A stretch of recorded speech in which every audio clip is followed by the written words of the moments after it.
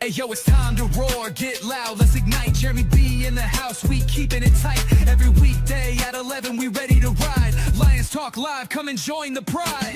Waking up early, it's that morning grind. Tune in to the show, leave the troubles behind. Jeremy B's the king, with the voice like thunder. Every word he spits, it's a lyrical wonder. Got the lions around, sharp and fierce. When we hear one pride, you can't help but feel your heart pierce. Talking all the topics, keep it real, keep it raw. With a lion's mentality, we're ready for the roar. One pride, it feels right. Jeremy B bringing the heat, morning light. Every weekday at 11, we taking flight. Lions Talk Alive, yeah, we ready to bite. One pride, hear us loud. Jeremy's in the zone, making us proud. This is a Huddle Sports Network broadcast. You can find us on Roku TV, Amazon Fire TV, Facebook, and of course YouTube. Get all your NFL news here first.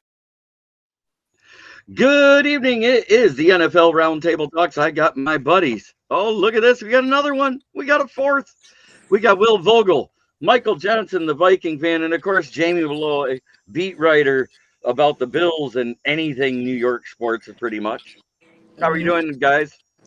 Stressed out. Pretty good. Stressed? Why? Well, because I'm ass deep in a remodel and my house is a shambles and I just want stuff to go back to normal. I hear you. Dad's in the house. I don't hear it, but Oh, okay. Should have came through. It's plugged in. Oh, well. you can imagine the Here, Jeremy, look. Here's my kitchen now. Yeah, it's a mess. But hey, I got awesome wood Awesome floors. flooring. Yes, you do. And you got a Set nice up. little island there. It's a nice little get up. Yeah. I wouldn't go. I think other than that, I think you're living the dream, MJ.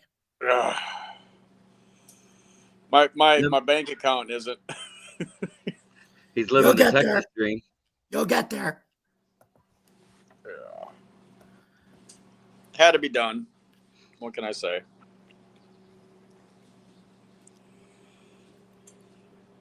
So how's everybody else doing tonight?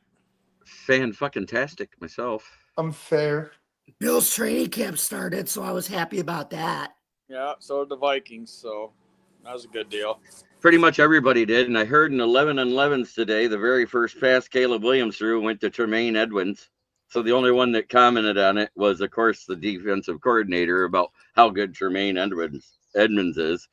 And then they reduced it to 7-on-7s, and they couldn't even get lined up in under 25 seconds twice. So they basically canceled offensive practice with the first string.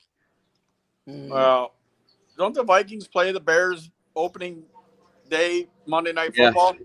Yep, and then second week they come to Detroit.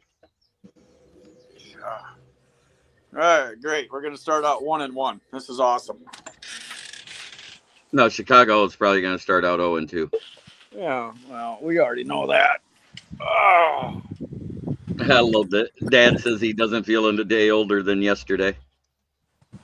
Yeah.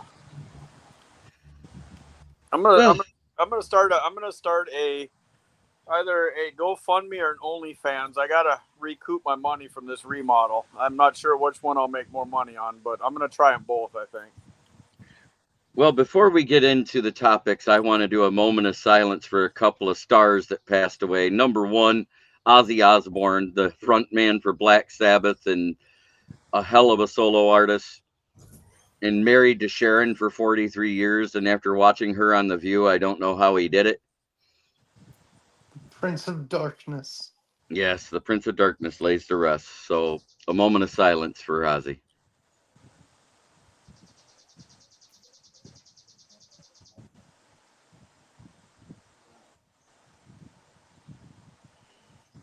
In the back of my head, I heard Goodbye to Romance again after listening to it 10 times yesterday. Yeah. I heard Mama, I'm Coming Home. That too. I saw that video of his last concert when he had to sit in the throne because he couldn't get up. Yeah. But, and the other one was from The Cosby Show, Malcolm Jamal Warner, also 911.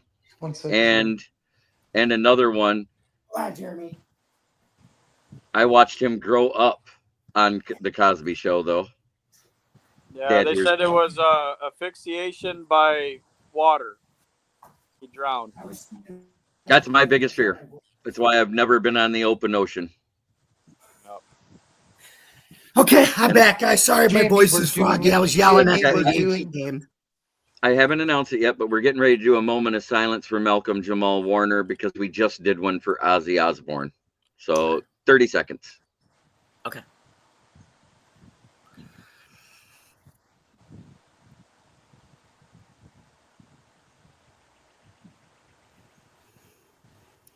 All right. So, first off, James Houton now sharts for the Cowboys. So I kind of wish it was the Houston Texans because then we could say, Houston, we do have a problem. He shits himself. I No, think. that's where- I think. Well, Chris Berman wouldn't say he shits himself, but he would say something of the Houston pun. Chris Berman is very good at that. Yeah, he is. Yep. But you know what? Two things about this. Number one, I don't care for James Houston because he underperformed. Number two, it's the Dallas Cowboys. Who cares about the Dallas Cowboys? This household does. My mom. That's unfortunate. Cowboy fans shouldn't exist. No, Cowboys fans do exist because they have a rich history, but they haven't been to the Super Bowl since 1996. It's a lot harder to do it now than I think it was back then because back in the day, like I said, they could keep Emmitt Smith. And like I said, you didn't have to worry about not paying the running backs. And the problem with the Cowboys now is this is the third year in a row they've had running back turnover because that's where we are in the running back climate now. Exactly. That didn't happen when they under the Jimmy Johnson era, they could keep Emmitt Smith, you know? And JP, get it right. They've made the Super Bowl, but in Madden. But then they shut it No. off when they lose. They don't. The Dallas Cowboys problem over the last years is inconsistency. There's no culture there. They change head coaches and defensive coordinators and offensive coordinators. You know, they had a great running back and they let him go to Tennessee. You know, they have a horseshit quarterback that they're investing all this money in because they think he's something that he's not.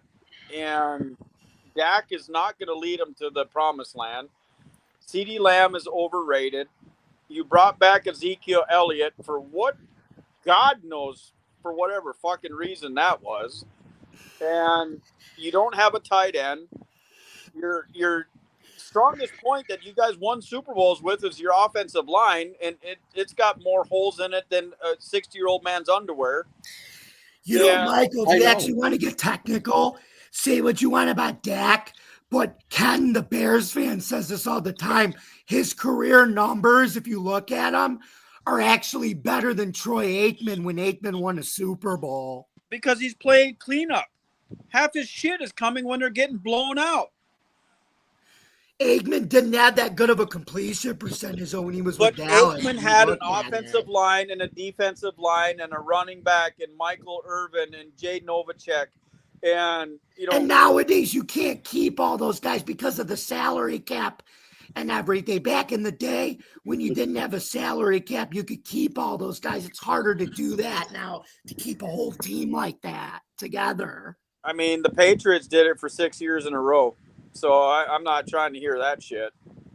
So let's Because call they it had a like it is. quarterback. They still had Brady. That's why. Let's call it like it is. It changed when Jerry Jones decided that he didn't need a GM and started being the GM and hired Barry Switzer and fired Jimmy Johnson. Ever since then, it's been all downhill. Switzer won Oh, that it's been a Super Bowl. shit Those show were all since then. Johnson's players. Right. That's what I'm saying. That's the only reason they won is Johnson's players. I do like Brian Schottenheimer, though. I think it may get some use to, but I think that's a better hire than people think. Really, I don't, I do. because Brian Schottenheimer is going to come in with the same platform as his dad did, and his dad was a shitty fucking coach too. and you learn from your dad and you follow your dad. Marty was a pretty good. Marty was not a bad coach, dude. He wasn't a good coach either. He was average at best. Who, Schottenheimer? He was average. I agree. I wouldn't say he was great. Yeah, but he was Pete. Brian was Pete Carroll's assistant, and when you come from the Pete Carroll tree, you got a ton of energy. He's got more energy than Mike McCarthy ever did. They said he's bringing energy to that team. They're still going to be the mediocre Cowboys. They're going to be good, and they're going to, if they make the playoffs, they'll lose in round one. I guarantee it. Your team will still has to freaking prove that they even belong in the league. I'm not bringing up the Panthers. I'm talking about the Cowboys. We're going to see what Pete Carroll. They're not going to play. Boy, we are exactly 11 minutes into this, and we already got Will fired up. Yeah. All it took was one comment about his Panthers. We can switch it to something else. I'm just saying. I wasn't bringing up your Bills. I was just saying about the Cowboys. Okay, we're going to move on. Yep. And now Jermar Jefferson, former Lions, signs with the Titans. This makes about as much sense as Jabari Smalls being signed by the Lions. So both of these guys are practice squad to third or fourth string guys that can't crack a starting roster. How are they supposed to help? You go ahead there, Mike. Oh, go ahead, Mike. I think it's his bodies. They have to fill bodies in order, to make a roster. I don't think that they're going to help, but you kind of look at where they were and where they are now. They're flatlined. It's exactly the same. Yeah, and now they have no choice but to start Cam because Will Levis is out for the season too. Yep. He has to have shoulder surgery.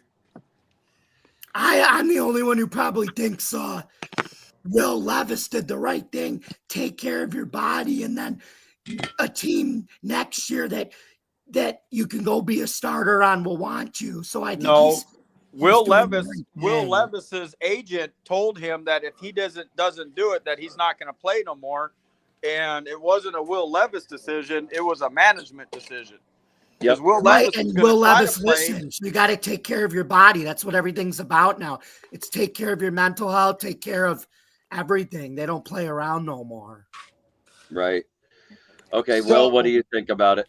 Go ahead, Will. For the Jermar Jefferson thing, Mike hit the nail in the coffin. It's a camp body. No way he's starting over Pollard and Spears. That was actually a fun duo. And it's a camp body. He's going to be third or fourth string, like you said, JB. If someone gets hurt, next man up. But this guy's not. No way he gets to start. All right. I agree. I don't think he's starting. I think he's going to be just a fill-in guy. Sitting on the practice squad, might get activated 2 times throughout the year. Yeah. I think I said, it's so hard now to talk about running backs because, like I said, the way that they don't get paid, it's like from year to year now. You may have one running back, and then the next year you don't have the same running back anymore. It's just talking about running backs it's like you got to talk about them as if it's just this year and this year only.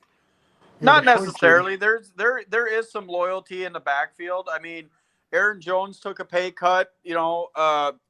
Mason came to Minnesota. On a budget deal. People want to play for who they want to play for. Exactly. But if the team doesn't have culture and the team is toxic and they don't think that there's a future in there, they're going to bounce. Mm-hmm. Amen. And that's the thing. It is. You guys can't look at the NFL as a loyalty thing anymore. You have to look at it as a business. If you're at Lowe's and you're working your ass off and you've been there for 5 years and you ain't done shit and you're not getting a raise, what are you going to do? I'm going to bounce. Exactly. But if you're taking care of you and your sales numbers are right and you're doing everything you're supposed to do, you're going to stay. Mike, People don't leave because of great teams. They leave because they're not happy. Mike is exactly right. It's a business first. 100%. I agree. Right. And all the teams are going to this running back by committee anymore, anyways. Why? They're trying to protect the good ones. So he may actually see some playing time in relief, like short snaps, like 5-6 snaps a game. But that's about it. And Well, that's if he's on the active roster. It's the same reason why Minnesota snatched up Jordan Mason. He did great when he filled in for Christian McCaffrey. He run the ball good. He's a good running back. But Aaron Jones is getting long in the tooth. He's getting old. So now they have a backup plan. They're going to still run with that same two-back, switch them out, offense like they did. And Jordan Mason is a better blocker than Aaron Jones is. So they're going to protect a young quarterback. And that's what teams do. It's the same thing with Detroit. You guys run a two-back, backfield. That's what it's going to. A 1-2 punch. One guy gets winded, you bring another motherfucker in that's going to rush for 900 yards a year or 1,100 yards a year, and you're going to split the carries. You're not going to see a 2,000-yard running back ever again, I don't think, in the NFL. Actually, Saquon did it last year. Well, that motherfucker's got a unicorn horn stuck on his helmet. He's built. What also helped him too is you got to remember your running backs are only as good as your offensive line. When he was with the Giants, he didn't have an offensive line. So what did he do? He went to Philly that probably has the best offensive line the league's ever seen since the '84 Hogs. It's basically there's been a 1, 2, and 3 in the NFL the past 5 years, and I can tell you who they are. It's Detroit, it's Philly, and it's Kansas City, and they each switch who was the top each year. Well, in the last 5 years, it was Dalvin Cook when he was with Minnesota, and then it was Gibbs. Yeah, his last year In Minnesota. Then it was Gibbs. Then it was Kareem Hunt. Well, if you actually look at the numbers when we rushed in 2021, which was 4 years ago, we almost had 2,000 yards with a broken DeAndre Swift and Jamal Williams on the first year on the contract. Yeah. And then they did break 2,000 yards the next year, and we traded Swift away mid-draft to get Gibbs. Yeah, but now a lot of teams are going away from the run game, as you've seen last year. Everything is pass prolific because they want to have better ratings. They want to run up the score. They want viewers. They want stats. It's no longer ground and pound. All that era is fucking gone. You establish a run to be able to throw the ball. It pretty much. 100%. Now the next one's going to be a fun one for you, because this is where we get to play hypothetical NFL commissioner. And we're going to start with Jamie this time when I give the topic. If you were the commission, what would you do to help teams mitigate an 18-week schedule? Jamie, you're up. The 2 preseason games, right? But more importantly, 2 buys. Not 1 buy. The extra buy will really help with that. Okay. And I feel like that's not just Commissioner Malloy saying that. I feel like that's a common sense type of thing with 18 cents that you got to have 2 buys. Yep. All right, Mike, your take. I'm sorry, I put a chip on my mouth. Ah, man, come on. No preseason and 2 buys. If you're gonna have an 18 game season, you cannot have any preseason games because it's just too much. It takes too big of a toll on the body. All right. Well, I'm in unison with everyone. 2 bye weeks, because look how much soft tissue injuries have increased year by year.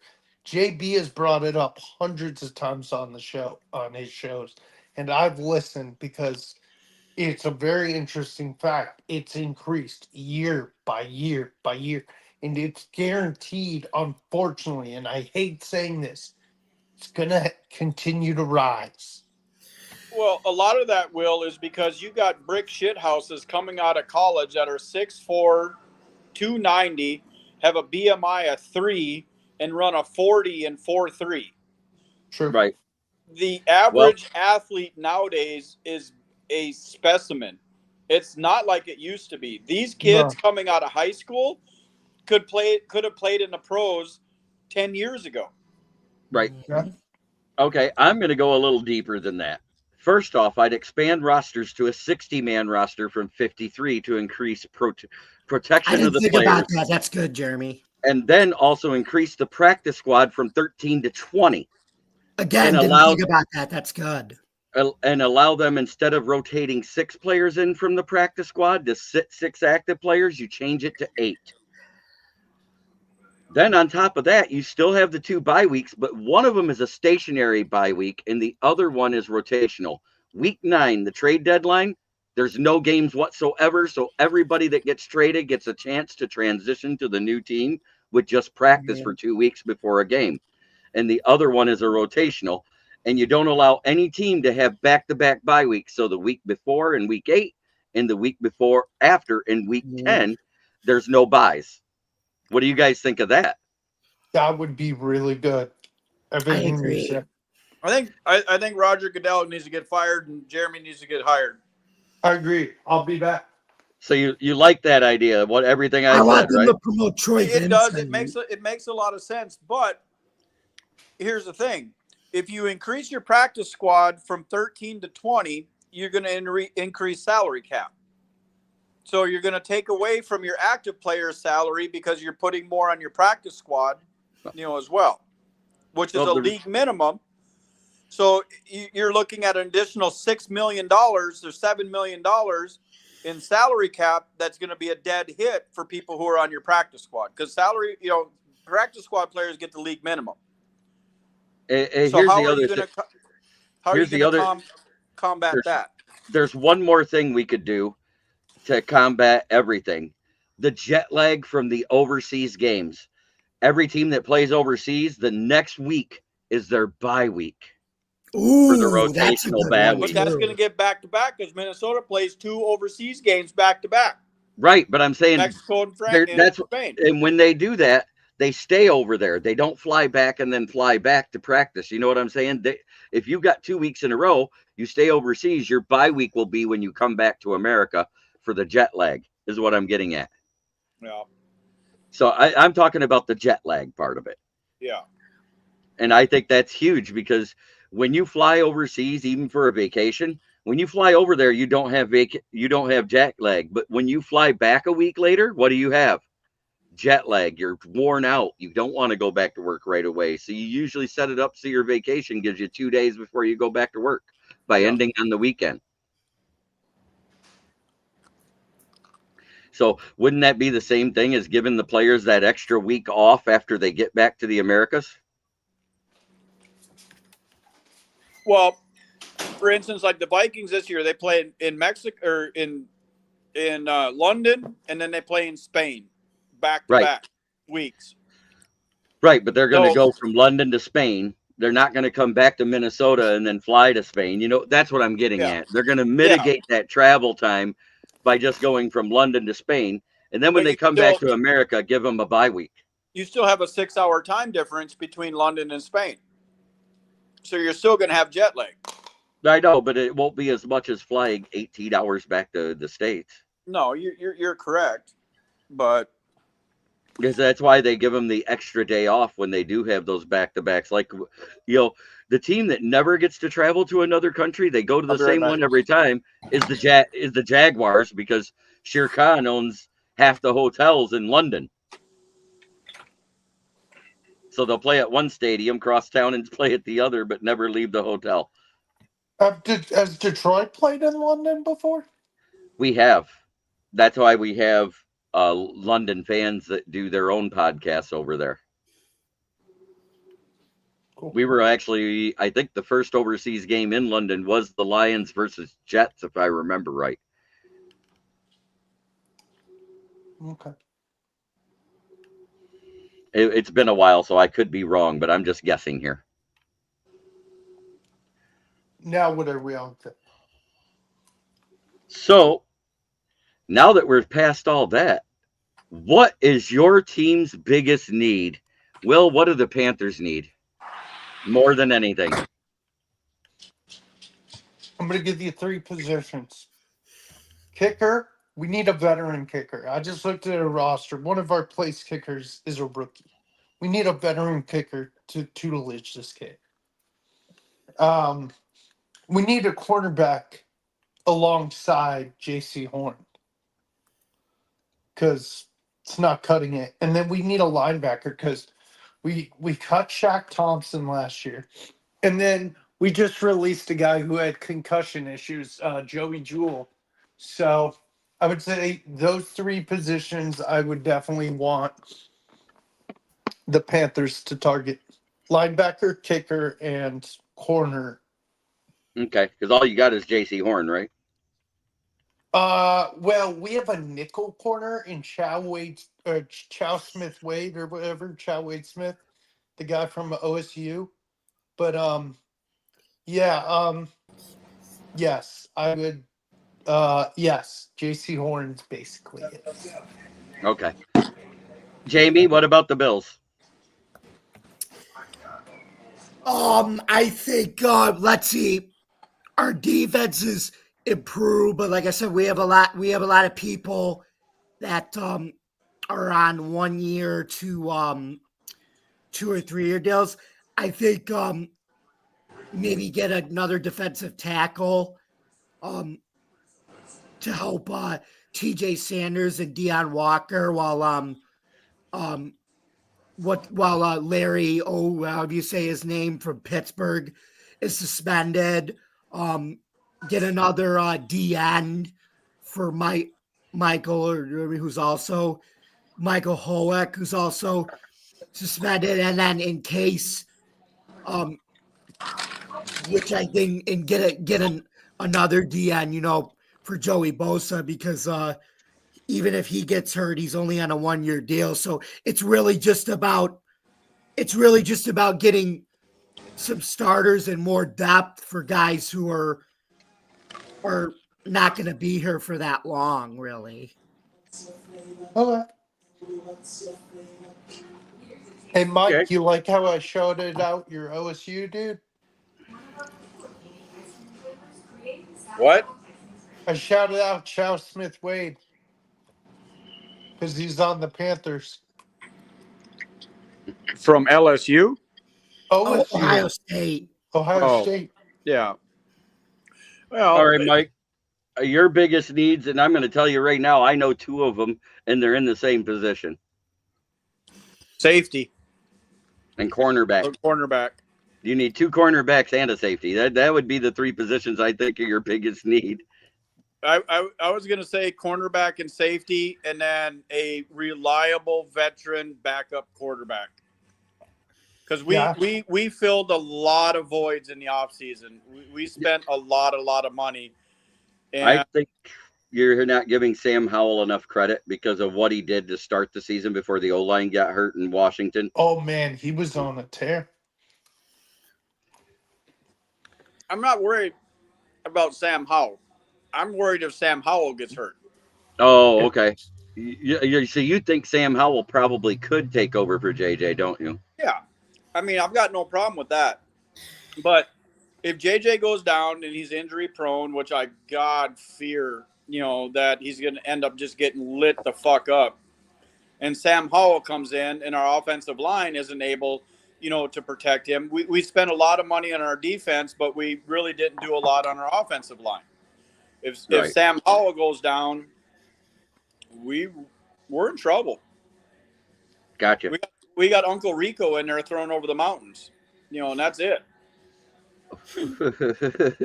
Would you sign a guy like, I don't know, I'm just throwing a name out there. I don't remember if he signed. Is Gardner Minshew signed? Yes. I would sign Gardner Minshew. I would sign Carson Wentz. There's a lot of quarterbacks in the league that could, fill that QB3. I'm going to look at the free agent quarterbacks, actually. Yeah, I think Carson Wentz is a free agent.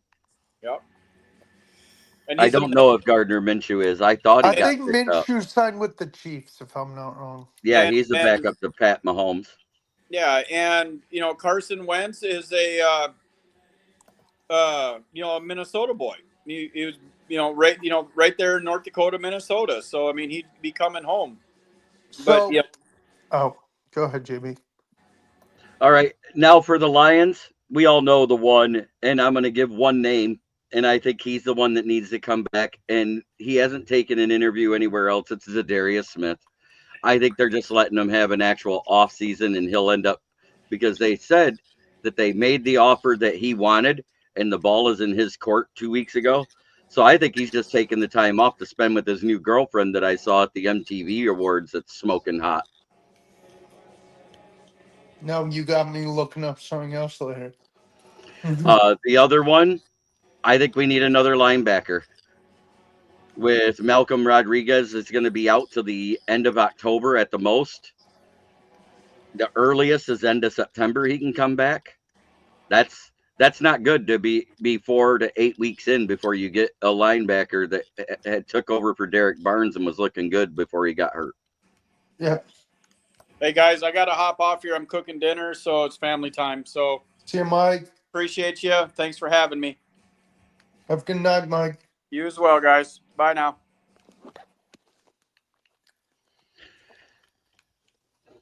So, in other words, we've pretty much covered everything that I wanted to cover. Look, and I didn't go Lions centric. I did, there was ex-Lions signed to other teams, but that may benefit or may not benefit the other teams because you just don't know because these guys were backups and practice squad players.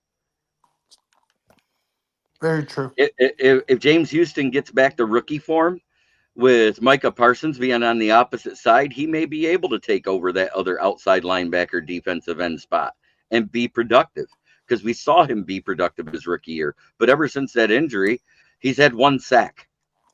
That's why he's not on the team. Jermar Jefferson, we drafted him in the 7th round because it was a project player who was coming off an injury for Oregon State at the time. Go Beavers. For JI, if he ever pops back in the chat again.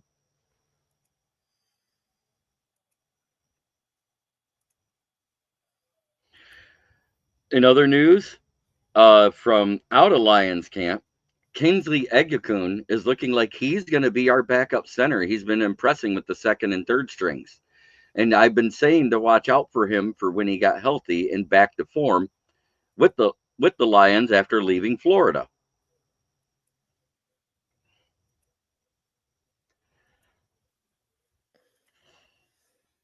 So good for him. I hope he does make the roster because that's going to make it easier for when Miles Frazier gets back to cut Colby Sorsdahl. Mhm.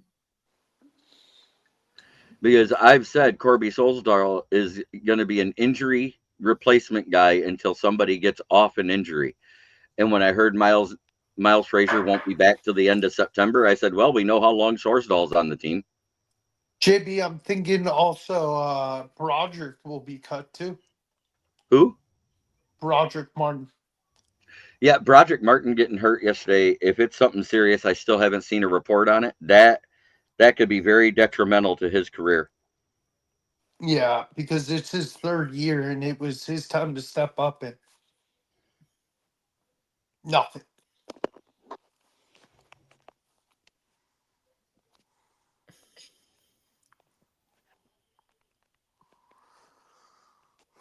Yeah, that's weird that there's nothing on it yet. Isn't that kind of weird?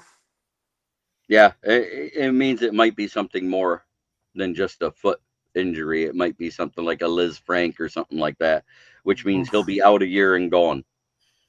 And he may end up medically waived if that's the case.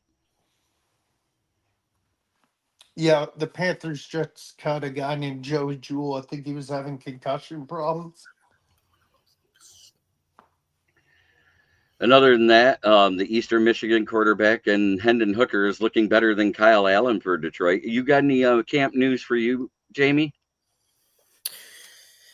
Yeah, Dawson Knox was put on the non-injured list, but the good news is they can activate him later. Landon Right. Johnson was was activated from the PUP list, but they put Spencer Brown and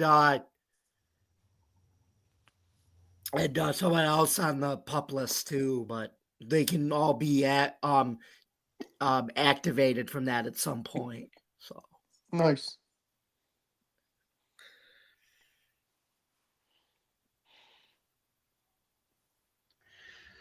Yeah, but okay. Well, what about you? Got any camp news out of the Panthers? Tommy Tremble has a back issue.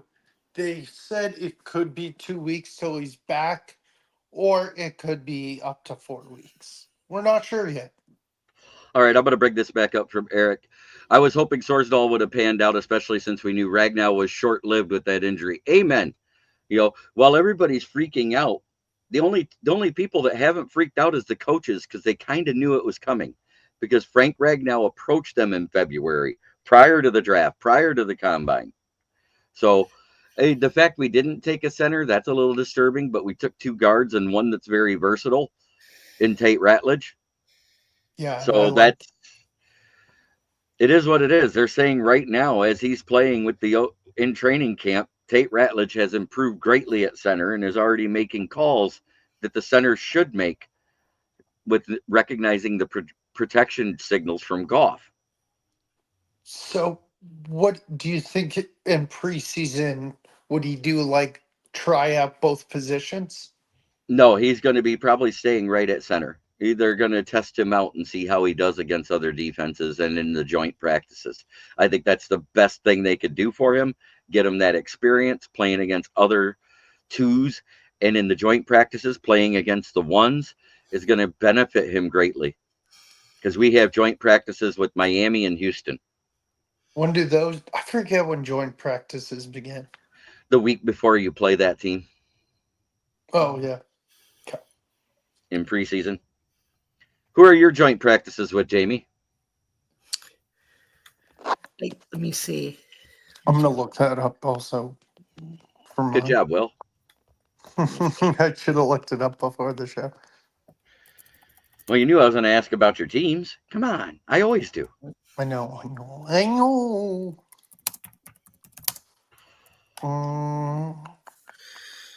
We have one. Go ahead. Sorry. She has to. No. Yeah, yes. Jamie's first. We'll see. Here we go. Last year it was with the Steelers, and I think, let me see, this year, I think it's with the Bears. I'm not sure. Let me see. Yeah, it's the Bears. The Bears this year? Okay. Because we played them in the preseason, the first game in Orchard Park in Buffalo last year, and this year we're playing them the final game in Chicago. Okay, good. Will, who are yours? The Texans and the Browns. So one great defense and one good defense, because that's what that is. You say what you want. The Texans have a good defense when everybody's healthy. They do.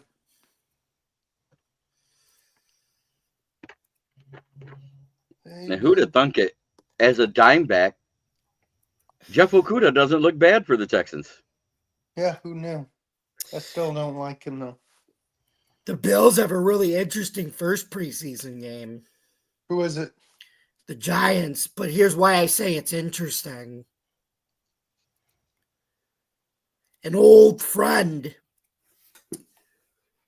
of Sean McDermott will be coming into, will be welcome back to Ralph Wilson Stadium for the preseason. Dable? Yes.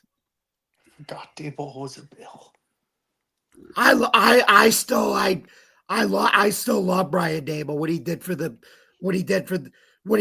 Bills. Look, the Giants is a completely different situation. That happens, but what he did for the Bills as an offensive coordinator with Josh Allen got him that job, obviously. So Well, you got to remember, you had a different offensive coordinator Josh's rookie year, and he had a lot of mechanic problems that Brian Dable was able to work with him with the quarterbacks coach at the time. He Yeah. helped Josh Allen get better, and then Josh Yeah. Allen, after getting better, made him get that job. Actually, I'll be back, JB. no, Dable started with him since his rookie year in 2018. Yeah, but okay, then it was the Yeah, quarterback coach that changed, yeah, right? yeah. Dable started with the Kenny Dorsey you're talking about. Because then Dable left and then Kenny Dorsey took over, but he didn't really do that great. And then we promoted Joe Brady after Dorsey left to go to Cleveland. And now Dorsey's actually a co-offensive coordinator with the Cowboys now for Brian Schottenheimer, which is interesting. Amen, Eric. I love this. COVID definitely hurt Okuda. No preseason OTAs to start your rookie year, and of course having Quinn Trasha as your coach and GM. The poor kid had no chance. And I still agree with the original article by W.G. Brady. When we hired Matt Patricia, he said we made a mistake by not even interviewing Dan Campbell then when he ended as the interim head coach for Miami before he went to the New Orleans Saints. That we should have given him a shot then. And what was weird, all the reasons that he gave for why Dan Campbell would be a good coach back in 2017 was the same things he flipped and turned into bad reasons why he wouldn't be a good coach for Detroit 4 years later. And I thought that was comical that from within 4 seasons, all he did was take and regurgitate the same story with the same points and made them into negatives instead of positives. The only good thing, though, that and I think the only good thing that Patricia did when he was there is they had the oldest roster in the league when he got there, and then in year 3 they had the youngest team in the league, which when he left allowed Dan Campbell to be a motivator and do what he did. So Right. yeah. But when they didn't do that and they didn't hire Dan Campbell and promote him from within as the passing coordinator for New Orleans at the time, 3 marriage proposals, Yeah. 1 poem, 1 no filter photo. that was New Orleans' biggest mistake. Hell, we should have interviewed Helen Keller before Patricia. Quinn is Millen's bastard child. Hey, the one thing he could do and do well, no matter what we trash about Bob Quinn, was acknowledge and draft good offensive linemen. We got Decker, Ragnow, and Glasgow in his tenure as GM. It's actually kind of like it's the same thing with the Cowboys, though. Even though, like I said, they get bounced in the playoffs every year. The one thing they've done a great job with is actually drafting linemen. And same thing with the Saints.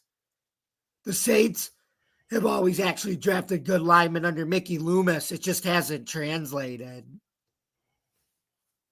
So.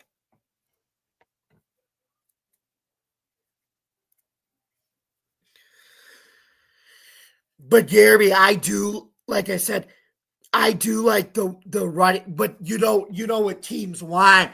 They'd rather have the running back tandems and a better offensive line, like what the Giants have now, than because remember before they had Saquon Barkley, who was a great running back, but they had no offensive line. So not paying your running back allows you to actually spend on upgrading your O-line so you can have a good running back tandem.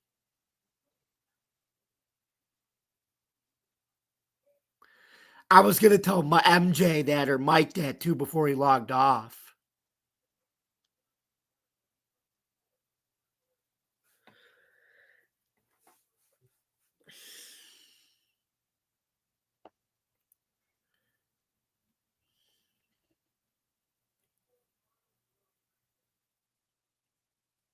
So, Ed Quinn is doing wonders at Cleveland.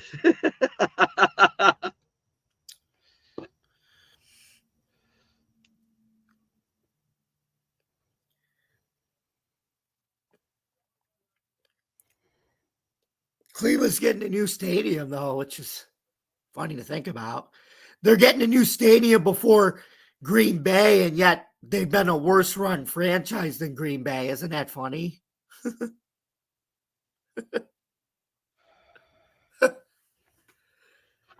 That's what I think is. They're getting a new stadium before the Steelers are. I think that's even funnier. Oh, what is Petrasha doing? He is the defensive coordinator for OSU this year. Can you say a bottom defense coming in? And let's welcome to the stage Mr. Ralph Williams, Mr. Pittsburgh himself. How are you doing, sir, in Maryland? I'm doing very well, thank you. You look like you're in a dark haunted house here, Jeremy. What's going on with that, man? I decided to be outside so I can be smoking Jeremy again. There you go. There you go. There's nothing wrong with that. Everything's going well down here in Berlin, Maryland. I'm at peace and quiet. I'm having fun. So. I'm going to go over my topics with you and let you get your takes on them. I know I sent them to you. I didn't know if you read them or not. I did receive them, yes. Okay. Defensive James Houton, former Lion, is now sharting for the Detroit Cowboy, for the Dallas Cowboys. What do you think about James Houton there? Is that just a body to fill the roster, or do you think he has the potential of getting back to his rookie form with them? Well, Dallas is a wreck right now. I mean, they have Brian Schottenheimer as their new head coach, and who knows what's going to happen down there. I mean, it's a mystery. They got George Pickens on the offense as a wide receiver, came from the Steelers. We'll see where his attitude goes. As far as, their defense, other than Micah Parsons, really hasn't done much. So, I mean, they're going to have to fix that up down there in order for them to win. Schottenheimer's an offensive mind. So if he has a decent defensive coordinator, I don't see why not. But I don't see this guy doing better, Oh, I'm sorry. It's Matt Eberflus. Matt Eberflus. Oh, gosh, from the Bears. Wow. He's actually a good defensive coordinator. He just wasn't a good head coach. He was a terrible head coach. Yeah. Yeah, I'll say this once. I'll say it again. Some people can bake a cake. Some people can't. Some can be head coaches. Some can be coordinators. Matt Eberflus might be a good coordinator, but he stunk as a head coach. Right. Exactly. I'm going to say this about that situation because I didn't think about it. With Micah Parsons on the other side, that's basically Dallas's version of Aiden Hutchinson, if you think about it. When Aiden Hutchinson is healthy, he's just as good as what Micah Parsons is for that defense. And that was the only time when James Houton, in his rookie year, after all the injuries we had and he became a starter, actually showed out because Aiden was able to take on the double teams from the other side, freeing him up. Right. And I'll give you a classic example of this, Jeremy. And I'm sorry if I interrupted anybody. Anyway, I'll give you a classic example of this. When Juju Smith-Schuster was with the Steelers and he was hurt, Chase Claypool had the best year of his career. Okay. Once Juju came back, Chase Claypool stunk up the joint. Okay. Now he's not even in the NFL, I don't believe. I'm not even sure where he is. I think he's cleaning the toilet somewhere or something. I think he's actually in the CFL now. Is CFL or something? Yeah. Yeah. Well, he's from Canada. That shocked me, Chase Claypool, because the guy came from Notre Dame and Notre Dame. No, but like I said, when you go to Notre Dame though, you got to have like a GPA and you got to have the brains to play at Notre Dame though. So I don't know what happened with him, What happened is he got full of himself after that good year and self-proclaimed himself Mapletron. Remember that, Ralph? Yes, absolutely. I do remember that. I'm putting this on my site here. So fantastic. Jamie, if you want to share this to Driving to the Top, you can too. Let me see, how do I do that here? This is a different format, it looks like. Oh, Lieb. No, not Mr. Ralph Williams. Hey, what's going on there, Will? Good to see you, sir. So the next one is another former Lion, was signed by the Titans today, running back Jermar Jefferson. I feel like this is a practice squad body move. What do you think, Ralph? Yeah, I believe that to be the case. It's a practice squad move. You always need people in the practice squad, and sometimes you can get a reliable body. This guy, somebody could get hurt, and then you got to sink down the depth chart. This guy might get playing time, might become a star. You never know. I've seen it happen. Right now that's where he's at. So let's see where he goes. Yep. Okay. And now I gave my take on it, and they actually liked what I said, but I want to get your take. If you were the NFL commissioner, what would you do to help teams mitigate the 18-week schedule at the next CBA in 2030? Well, Roger Goodell's not going to do anything for the players or the teams. He works for the owners. The owners put him in there. He hasn't done anything to really do anything like that except add more games and cut out preseason games and things like that. If I'm Roger Goodell, I would try to maybe cut back on, I'm not saying practice schedules, but workout schedules a little bit or something, or give them maybe a second bye week, you know what I mean? Something like that. And I know it drags the season on, but one bye for 17 games is fine depending on where it is. But if you get two, that's a great thing. I mean, that can work out. Look in college now, they got 2 byes now. Every team gets, I think, 2 byes every schedule. So, with that, why can't the NFL do it like that? That's how I think you can solve that problem. But I don't know if Roger Goodell's going to solve any problem with that. What I said is basically what I think teams would need. And the number one thing is I think they would have to expand rosters to allow better rotations of teams to keep guys fresh with the extra week. Yeah, that's a good And so point. expand the roster to 60 and the practice squad to 20 from 13. And increase also the amount of players you can rotate in off the practice squad from 6 to 8. Right. Yeah, exactly. And that way. Hey, Joshua Dorr in the chat. And Cyber Rusky. The picture looks familiar. I think I know who that is. Is that the rocket scientist? Yes. But anyways, and then the other thing I said was have 2 bye weeks. One is a stationary bye week at week 9 for the trading deadline. That way, guys that get traded in don't have to be rushed into action. They actually get 2 weeks of training before they actually have to play a game. And then also, no bye week in week 8 and no bye week in week 10. And the other bye week rotates for the NFL teams that travel overseas and are coming back to America. That way they get a bye week when they get back. Yeah, exactly. And, the ones that fly like that, Jeremy, I think they should get a bye week before they go and a bye week when they come back, because that's a lot of flying. I mean, when you think about that for a second. I don't think you could do it before they go, but at least when they come back, because it's just like when it's just like when you go on vacation. And I was talking about this with Mike Johnson, Will, and Jamie earlier before you got here. When you go on a vacation, you're not jet lagged when you get to vacation overseas. You're jet lagged when you get back at the end of that week and you come back. And that's why most people set it up so they get back on a Friday with that day off and have the 2 days to recover from their jet lag before they go back to work.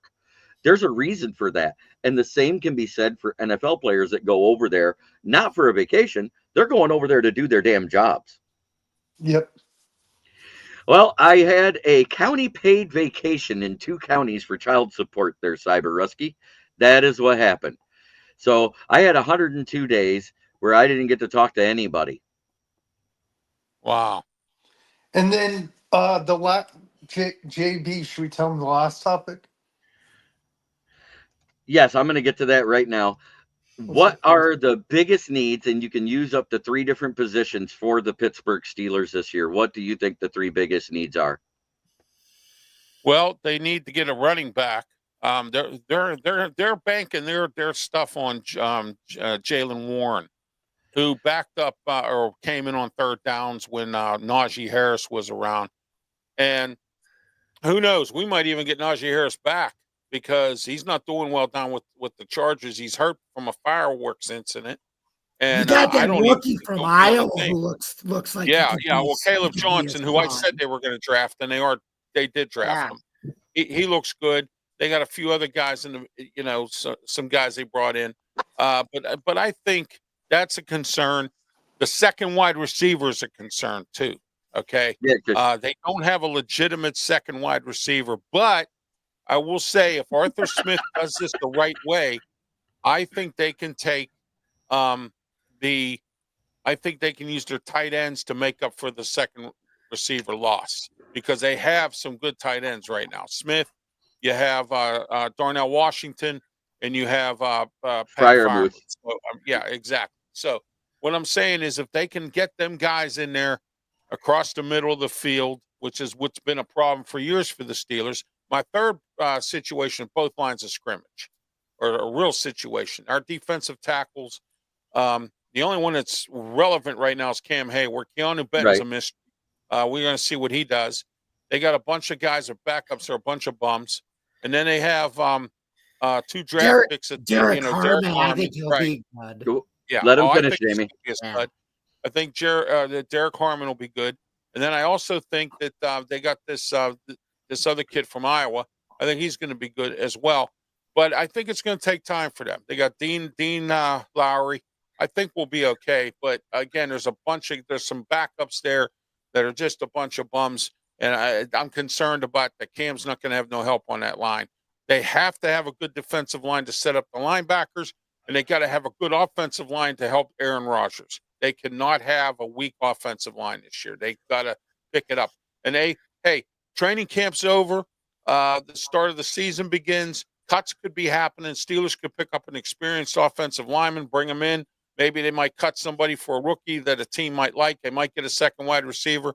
Don't hold the Steelers out yet. Con man's up to something, Omar Khan. So we'll see. All right. Pensman says, Ralph, I'm here just to want to let you know. Oh, well, thank you, Pensman. I appreciate it. One of my biggest fans. Actually, I posted a picture on Facebook. Pensman came down here during the 4th of July weekend and visited. We got together on the boardwalk, and then we went and had some dinner at the bonfires. The Sunday he came to my house, and it was nice meeting him in person. It was beautiful. I hope to meet him and his lovely wife. I hope to go up to your way eventually. Yeah, Will, Ralph. come on up and say hello. And I've meet you on been the boardwalk. meaning to go hang out with Jeremy sometime. Okay, absolutely. Fantastic. Yeah, now that I live in I live near Ocean City. I live in West Ocean City. I have a Berlin mailing address, so Nice. But I live in West Ocean City. I live across the bridge from downtown. So nice. I love every minute of it too.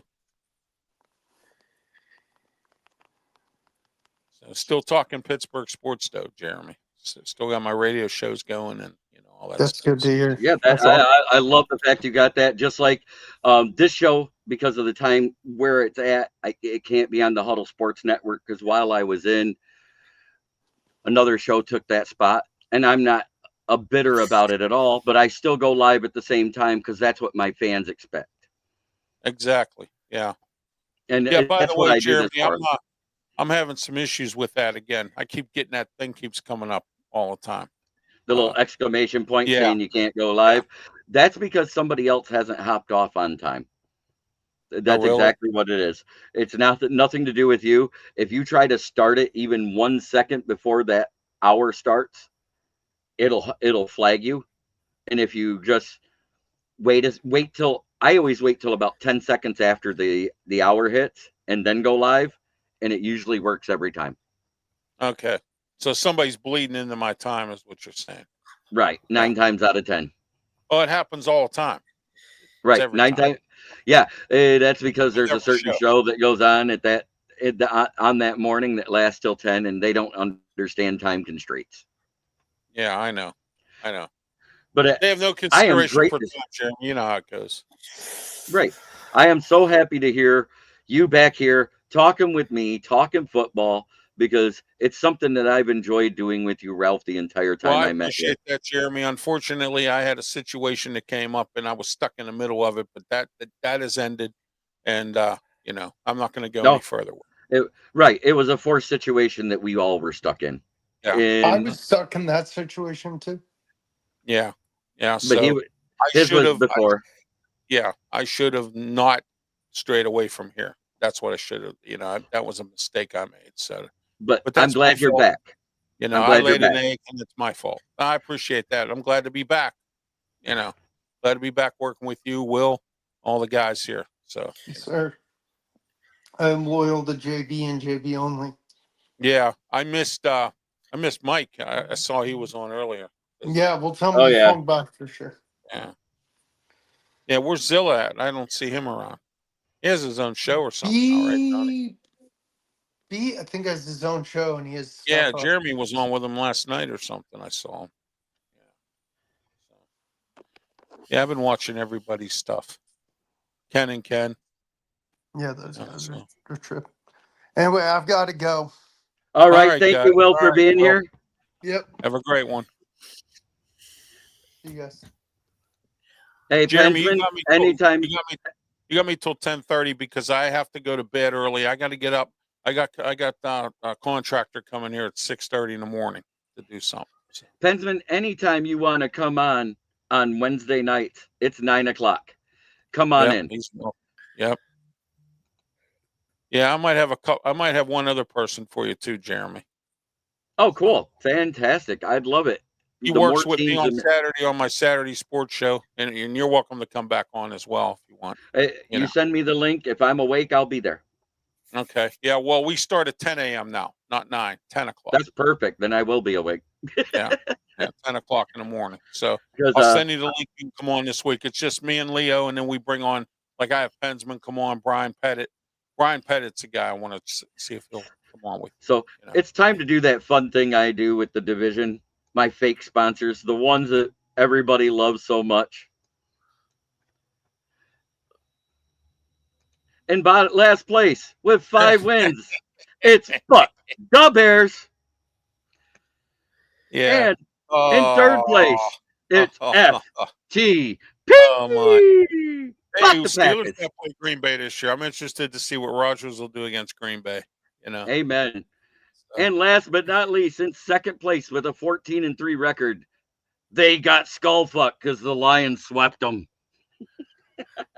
No, you know what though? They're going to screw up this year, Minnesota. JJ McCarthy, man. I don't know. I don't know. That's going to be a big time screw up.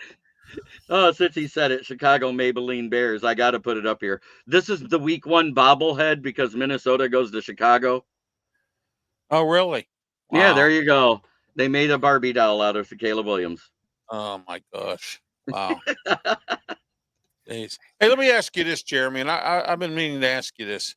Your thoughts on Ben Johnson and Aaron Glenn. What do you think they're going to do as head coaches? I think Aaron Glenn is in a better system right now with what they have around Justin Fields, because we've seen Justin Fields do what he did to start the season. What was it? 4-2 in Pittsburgh, man. He 4-2. Starter, yeah. And then you guys only won 5 more games with we were Russell? 6-6 with Russell Wilson. Yeah.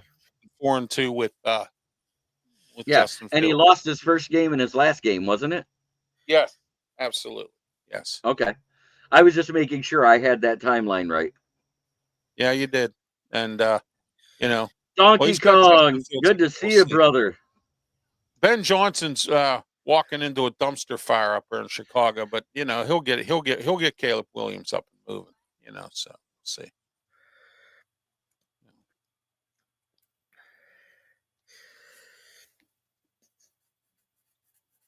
But anyway, I wanted to ask you that question. I've been meaning to do that, to find out what your thoughts were on your 2 former coaches.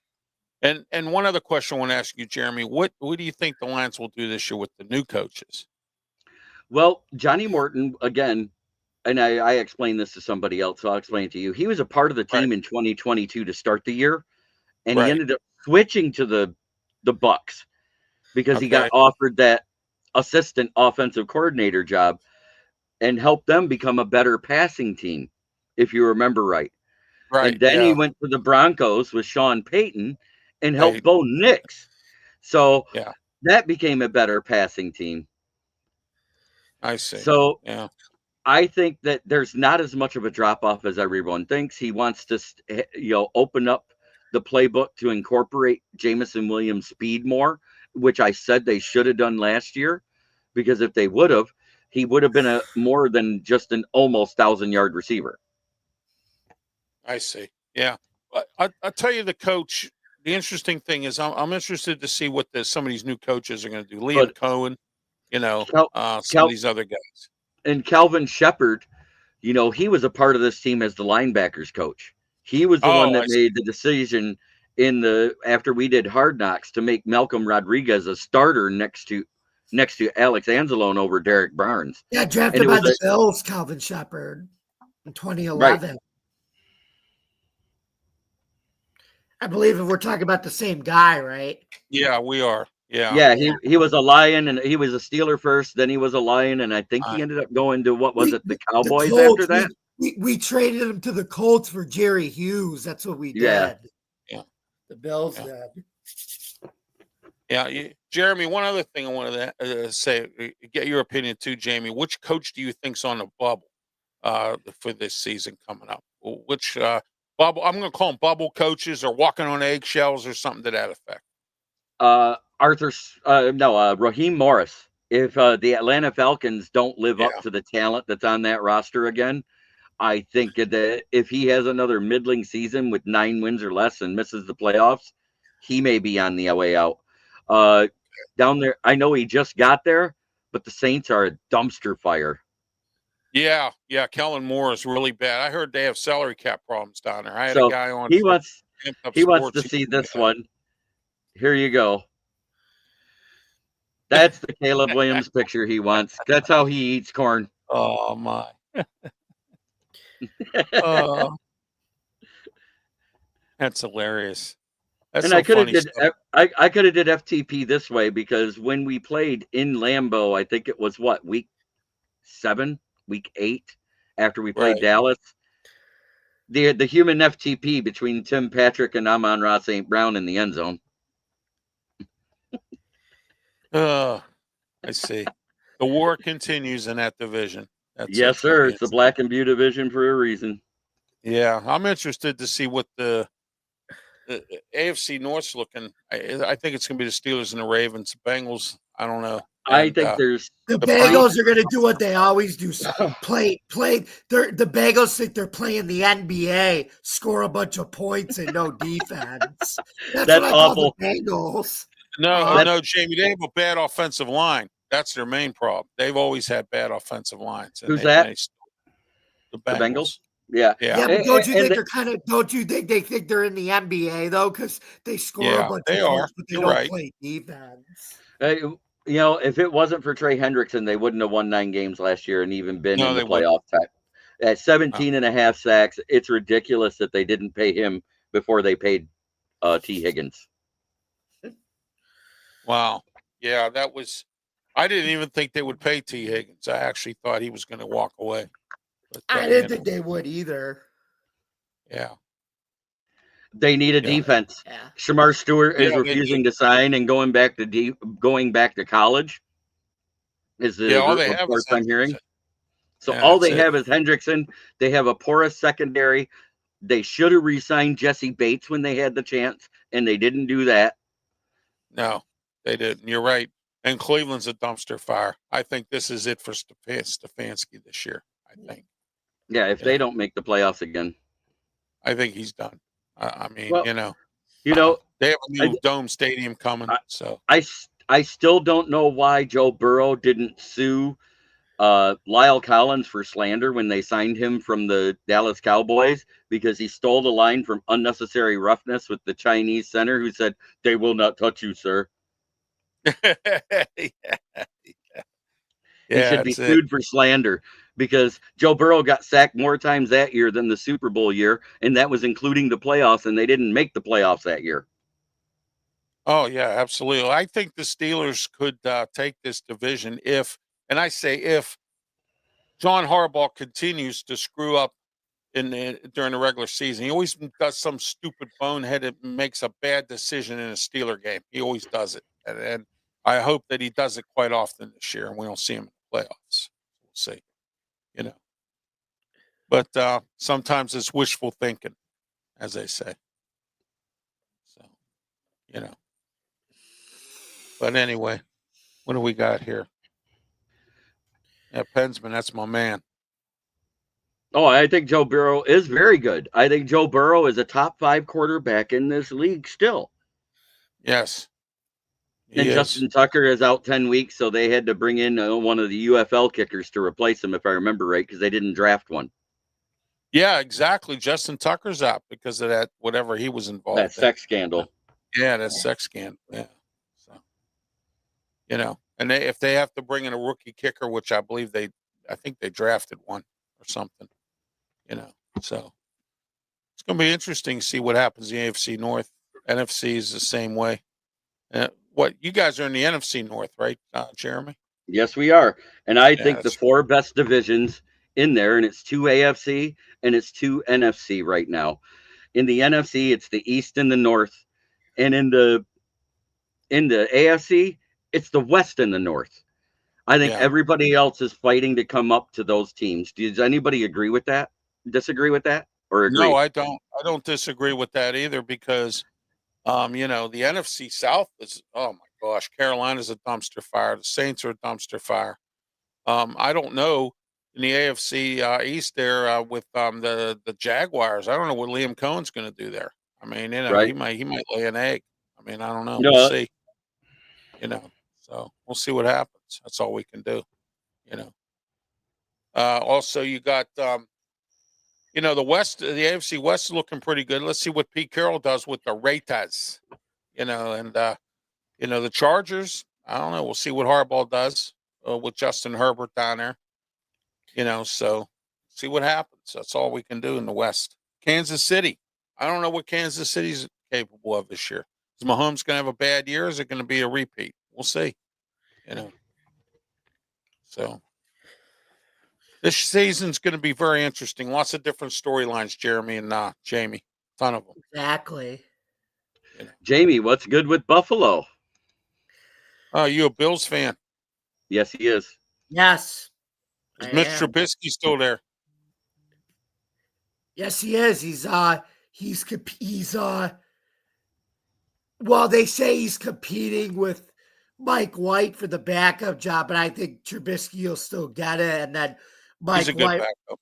he's very good backup.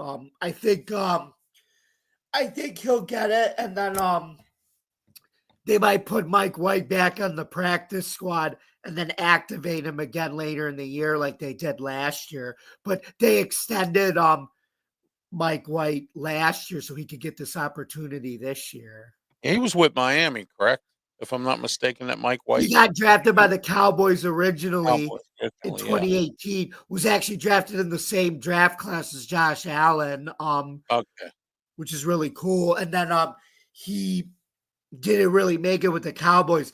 Then he went to the Jets and he had an awesome first The start. Jets, that's right. That's where he was. I remember his name now. Yeah. He didn't look bad with the Jets. Only really came in during garbage time in Miami when they walloped Denver that year. And then he signed with Buffalo. I want to address this one here because Trubisky, if you remember right, he was good with the Bears, even though they decided to go to Fields in the last year that Matt Nagy was there. So they let him go and he went to the Steelers. And the biggest thing that hurt him was the friendship he created with Dwayne Haskins and then the birthday party where Dwayne Haskins died. I don't think he ever mentally recovered from that. I said that years ago, Jeremy, and you remember that. I said it right here on this program. I did say that. You're exactly correct. I know. And I agreed with you 100% because I read about that.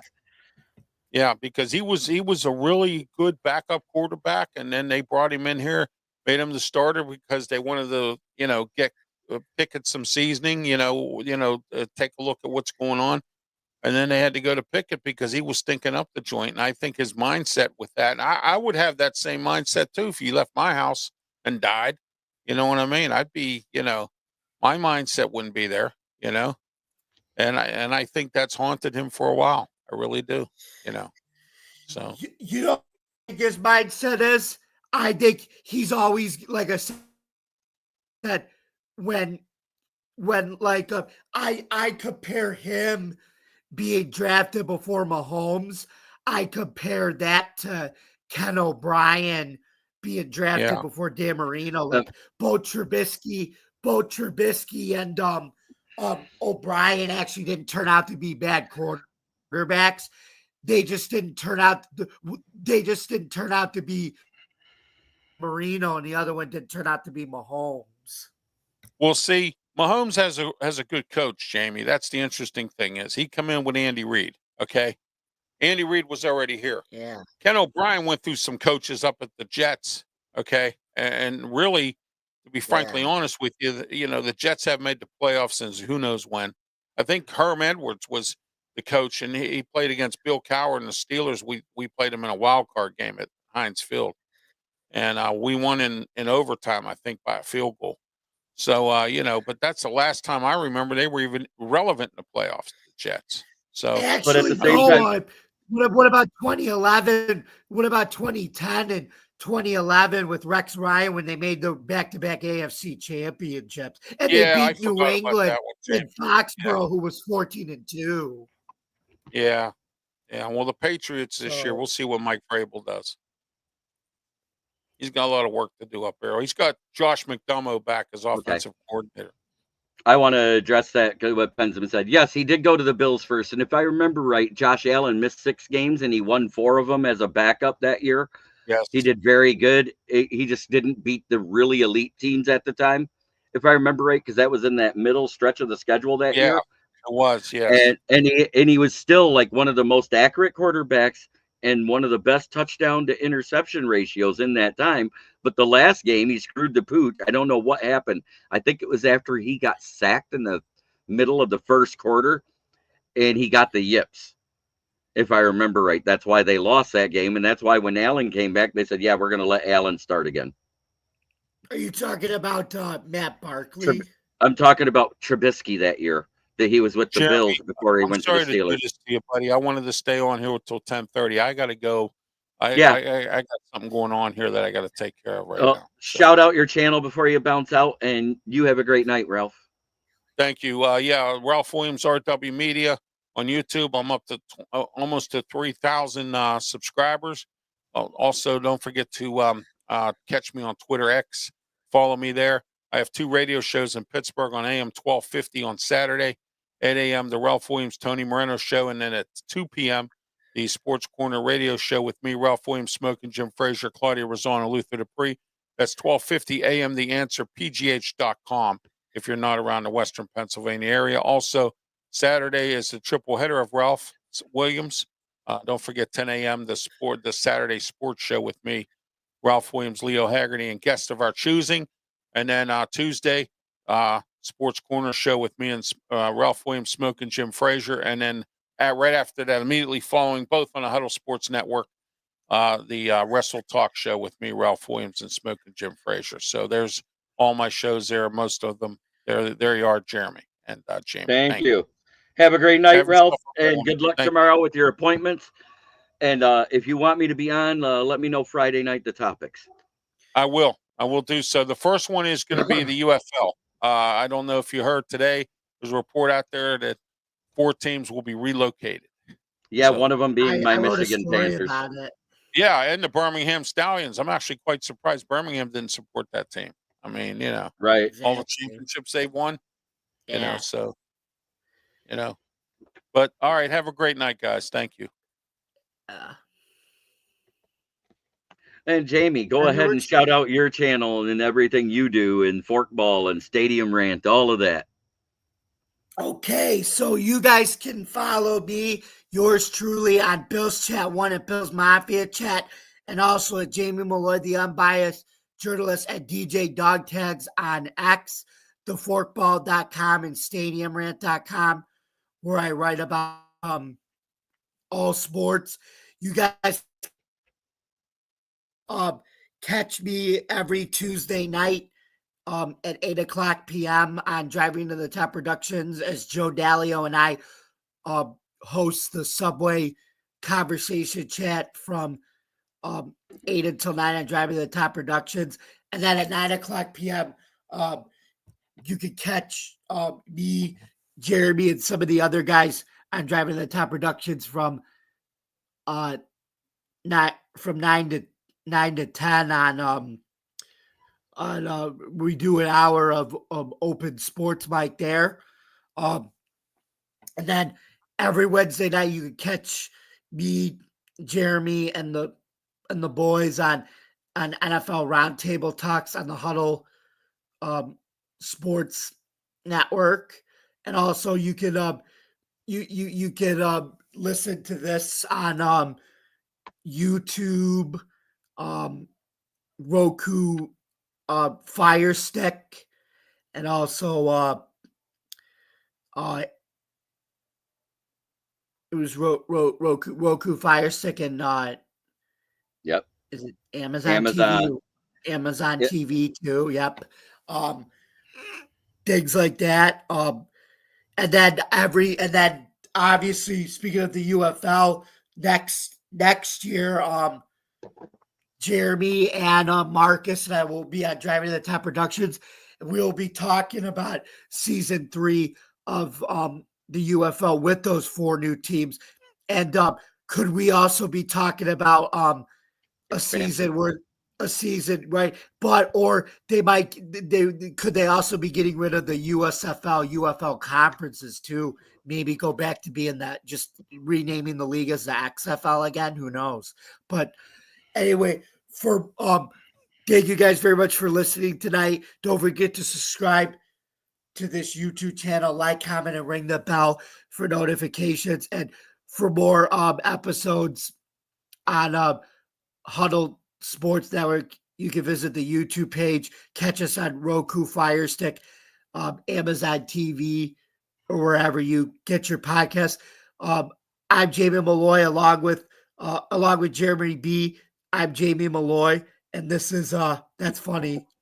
He's not wrong though. He actually is right. This year, the UFL was more profitable than the WNBA with less viewership because the sponsorships are better. Right. So, along with Jeremy B, this is Jamie Malloy. Thank you very much for listening. We look forward to seeing you next week on NFL Roundtable Talks next Wednesday at 9:00 p.m. right here on the Huddle Sports Network. Have a good night, folks. See you next week. And I want to say what I always say: try every day to be a better person than you were the day before. That's the only way to make the world a better place. It starts right here. If you want to help the world change, you have to be the change. Good night. Yeah, yo, it's game time, ain't no messing around. Huddle Sports Network, the best in town. From NFL rumors to the latest trends, we got all your sports, just tune in, my friends. Catch us on Roku, Fire Stick, take your pick. Facebook, YouTube, where the action's slick. Daily shows that drop like a bomb. From 10 to 11, it's Ken and Ken, stay calm. Huddle up, catch the vibe, feel the rush. Get your news, get your fills in the clutch. Over 27 podcasts, we breaking it down. Join the team, Huddle Sports, wear the crown. Live every weekday, it's how we roll. Lions Talk with Jeremy B, we taking a stroll. From 11 to 12, don't miss a beat. We break down the game, make the info sweet. The Daily Huddle Podcast, noon to 1. CST Zone, we're just having fun.